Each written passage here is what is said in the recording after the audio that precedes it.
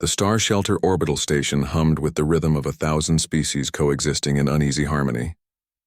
Market stalls lined the lower decks, where merchants from across the galaxy hawked their wares beneath flickering bioluminescent signs. Jonas Reed walked through the crowd with practiced ease, his worn engineer's jacket marking him as just another human trying to make a living on the frontier of known space. He wasn't looking for trouble that day. He never was. But trouble, as it often did, found him anyway. The commotion near the livestock section drew his attention first, angry voices rising above the general din of the marketplace. Jonas pushed through the gathered crowd and immediately understood why everyone had stopped to watch. In the center of a containment circle sat a creature no larger than a house cat, scales shimmering with an iridescent purple-black sheen that marked it as something dangerous. Something ancient, a baby dragon. 500 credits to whoever takes this cursed thing off my hands. The Velcarian merchant's tentacles writhed with agitation, his translator crackling with static. Every ship I put him on, the crew mutinies. Every buyer I find backs out. He's brought me nothing but bad luck. The crowd murmured their agreement. Dragons were legends in most sectors, creatures of immense power and even greater destruction. The galactic community had learned long ago that dragons and civilization didn't mix. They were planet burners, fleet destroyers. The stuff of nightmares whispered across 1,000 worlds. And this one, despite being barely hatched, already wore the weight of his species' reputation. Jonas found himself moving forward before his rational mind could stop him. "I'll take him." The marketplace fell silent. Every eye turned to the human who had just volunteered to adopt the most despised creature in Starshelter. The merchant's eye stalks swiveled in disbelief. You're serious? Human, do you have any idea what your 500 credits, you said? Jonas pulled out his credit chit, the one that held his last savings after 3 months of repair work on the station's aging systems. "I'll transfer it now." The transaction completed in seconds. The crowd dispersed, shaking their heads and muttering about the fool human who'd just signed his own death warrant. Jonas knelt beside the containment circle and deactivated the force field.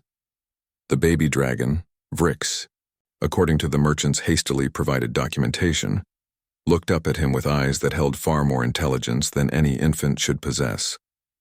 Those eyes were the color of molten gold, ancient and knowing, set in a face that would one day grow large enough to swallow starships whole.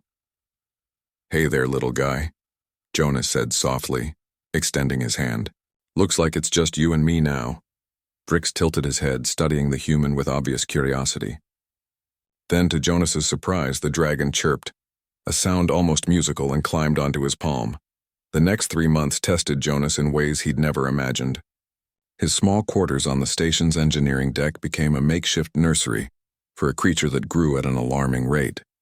Vrix went from fitting in his palm to the size of a large dog in just weeks. His appetite was voracious, his curiosity boundless, and his tendency to accidentally melt things with premature fire burps a constant hazard. But Jonas persevered.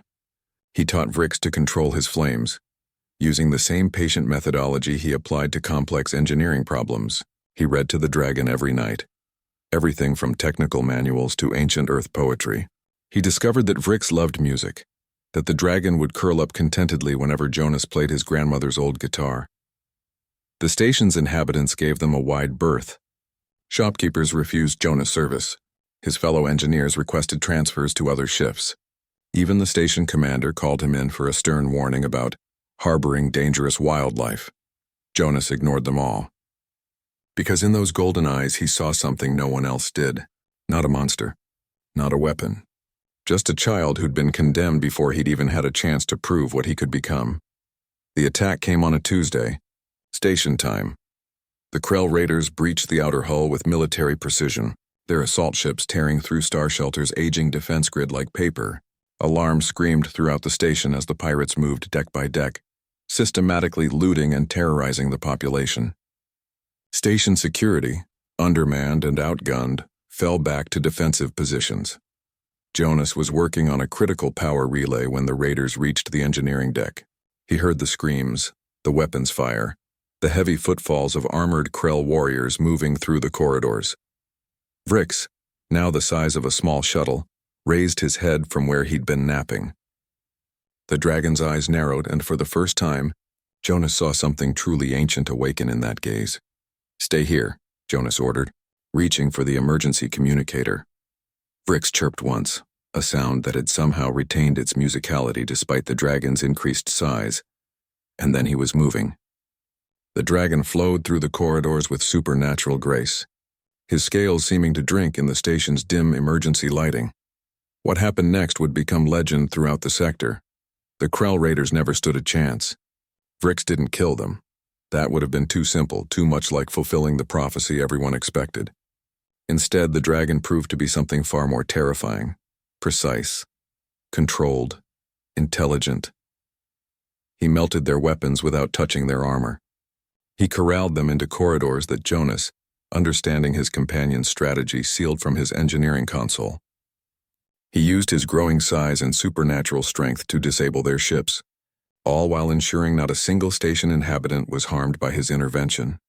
When station security finally arrived, they found 37 Krell Raiders neatly contained, their equipment destroyed, their ships crippled, and standing guard over them was Vrix, the cursed dragon, the monster everyone had feared.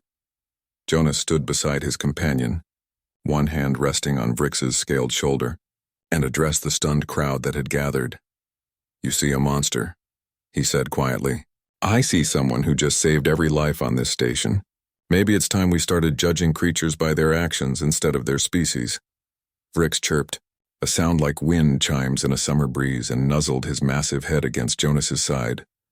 In the months that followed, Starshelter became the first station in the sector to officially recognize dragons as sentient citizens with full rights. Other stations followed, then planets, then entire systems.